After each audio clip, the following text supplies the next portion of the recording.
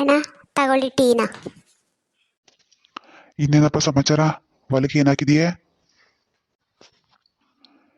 ಏನು ಹಾಕಿಲ್ಲ ಕಣ, 2 ಹಸಗಳು ಸಾಕೊಂಡು ಹೊಲಕ್ಕೆ ಹುಲ್ಲು ಚೆಲ್ಕೊಂಡಿದ್ದೀನಿ ಅಷ್ಟೇನೆ. ಈ ವರ್ಷ ಯಾವ ಆರಂಭನೂ ಮಾಡಿಲ್ಲ ನಾನು.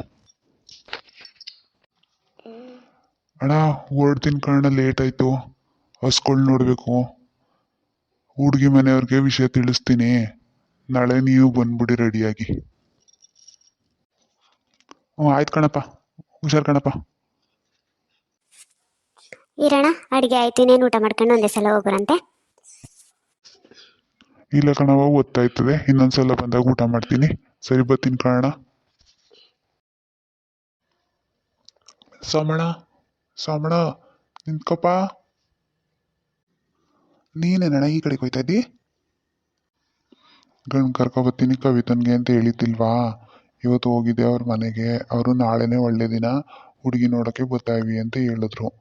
ನಾಳೆಗೆ ಕವಿತನ ರೆಡಿ ಮಾಡ್ಬಿಡಪ್ಪ, ನಾಳೆಗೆ ಹುಡುಗನ ಕರ್ಕೊಬತ್ತವ್ರೆ.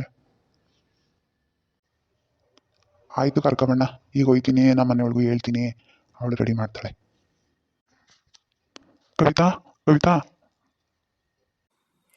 ಏನಪ್ಪ, ಯಾಕಂಗೆ ಗಾಬರಿ ಗಾಬರಿಯಾಗಿ ಬರ್ತಾ ಇದ್ದೀರಿ? ನಾಳೆಗೆ ರಾಮಣ್ಣ ಗಂಡು ಕರ್ಕೊಬರ್ತದಂತೆ, ನೀನು ರೆಡಿ ಆಗಿಬಿಡು. ನೀವು ಒಂದು ಹೇಳ್ಬಿಡಿ, ಏನೇನು ಬೇಕು ಎಲ್ಲನೂ ರೆಡಿ ಮಾಡ್ಕೊಬಿಡು ಅಂತವ. ಏನು ಮಾಡ್ತಿದ್ದಾಳು? ಒಳಗಡೆ ಕೂತದೆ.